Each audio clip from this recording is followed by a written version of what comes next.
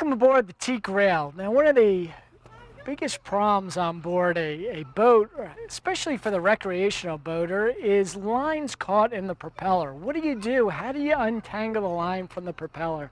Well, the bad news is if it's badly tangled, you're going to have to jump in the water. There's just no two ways about it. But what you want to do is minimize the amount of time that you spend in the water, because it's going to be cold and your boat's in danger. As other boats pass by, you're caught there, you could be drifting. You want to get that propeller free as quickly as possible. And we've got some innovative tools here that we use. Now, a few things we don't have here. I have a wetsuit that I can put on real easily. That's one tool. I have fins, just regular scuba. I believe they're Scuba Pro fins. You're going to want fins, and you're going to want a good mask in order to perform this operation. But with that basic skin diving outfit, you're also going to need two more things that I use when I have to cut free a propeller. The first one is the spare air canister. And I'm going to tell you what I like about it, what I don't like, and give a little demonstration. Then we're going to move on to the next tool. This spare air was designed by a scuba diver. He was caught underneath the water scuba diving, and he had a tank problem and he couldn't breathe, and he said, I just need a couple more breaths. He almost blacked out. He luckily was okay, but he almost blacked out and said, I only need a couple more breaths in order to get to the surface. And he developed this spare air, and it's a miniature scuba tank with a regulator and a mouthpiece all built into one. Now, if you go on the scuba forums, people are really critical. There are a lot of negative reviews. There are even negative reviews on Amazon saying don't buy this. Why? Because when you're down 100 feet, you don't have as much air as when you're up at the surface.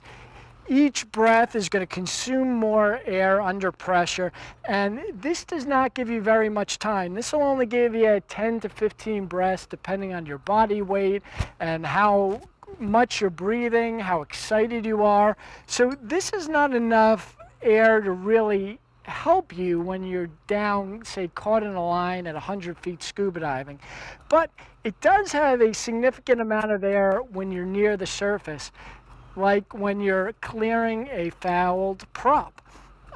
So I love it for that purpose, and I have it for that purpose. It's also great for another purpose, and that is escape in fires. So our master kind of cabin on board my sailboat is up near the forepeak, and if there was a fire aboard my boat, I need to get out. Now, it's not fire that kills people, it's the smoke that kills people. You inhale the smoke, you cough, and the smoke is deadly. This thing is kind of on board ships, aboard large commercial ships. We have what's called EEBDs. Every cabin aboard a ship has an EEBD, Emergency Escape Breathing Device. Now, this is not an approved, Coast Guard approved EEBD, but it works very similar. An EEBD is a canister with a hood, a plastic hood that you put over your head, and allows you enough air to escape out to topside to get away from the fire. This does the same thing, even though it's not approved for that. I can't suggest it for liability reasons, but this is what I keep up in my cabin. And all you do is you bite on the mouthpiece and you take a breath. And that's giving you air just like a scuba tank. And you actually refill this. It comes with a little hose to attach to a scuba tank. Any scuba shop can refill this for you if you're not a scuba diver yourself. So this is giving me the air I need to untangle the propeller. You're not going to be able to hold your breath and really get a badly tangled propeller free. This is giving me a couple minutes of air in order to be able to work on the propeller. But still, it's very limited time, so I want to cut that propeller away, the line away from the prop quickly. And for that, I use the Spyderco Sevilla. Now, I want to warn you before I open this. This is a dangerous knife, and it's really intimidating. This was designed by I believe it was a former FBI agent, and it's called the Civilian. And this was designed for the purpose of intimidating and incapacitating attackers for FBI agents to use, so they didn't have to pull their gun. Just the sight of this blade is enough to scare away a lot of people, robbers who are coming on board your boat. I don't use it for that purpose, but that's what it was designed for. It was also designed that it doesn't kill the intruder. So most knives have a pointy edge and you stab someone and they're very much likely to die from that wound. This is a slicing knife. It's meant to slice off skin and really incapacitate bad guys for the FBI. I don't know much about that. That is not the purpose of the knife, but I wanted to warn you before I open it. This is about the most intimidating knife you could possibly imagine. Now, what I use this for is, see this S-shaped curve?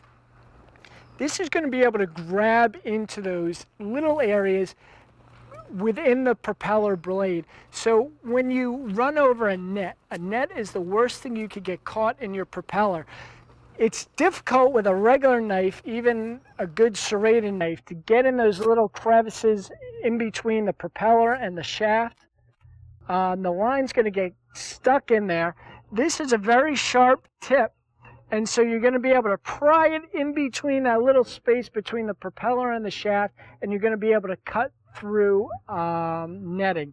Also, this S shape grabs onto that netting material, so you can kind of maneuver this little sharp thing and kind of squeeze it and rock it in between the netting material, and then when you go to pull it away, the net and the line or whatever you're cutting free is going to get caught right in that very sharp S-shaped curve, and you're going to be able to pull it with one stroke. So this will cut line, but it'll also cut nets very effectively. And that's what I love about this knife. I also love the fact this has the best grip of any of Spyderco's knives. This is a very lightweight knife with a solid grip that's not going to slip in your hand. It's a big knife, great for using with gloves. That's another item you must have to free a propeller, a good set of scuba gloves, because your hands are going to get cut with the line, not with the knife, but with the line, and you can get nicks and scrapes. This is a great knife to use with gloves. It's got Spyderco's trademark hole right here, which makes it very easy to open, even underwater. And I love this knife for all those reasons. What do I not like about this knife? It's an intimidating knife. I'm not looking to intimidate anyone. I kind of keep this tucked away, definitely far away from the children where they're not going to see it. The other thing I don't like is this is not the H1 material. Now, Spyderco makes the H1 salt. My favorite is the Atlantic salt. It's very good stainless material. This is stainless, but it's not very good stainless. This will rust aboard your boat and your ship. So after you go diving with it, it's very critical that you flush this out really good with fresh water. And then I also apply a nice coat of frog lube. If you don't know what frog lube is, we do have a video, and you can read about it on the Teak Rail. It's an anti-rust goop that was designed exactly for knives like this, and that's going to keep it rust-proof. But by itself, it is not rust-proof.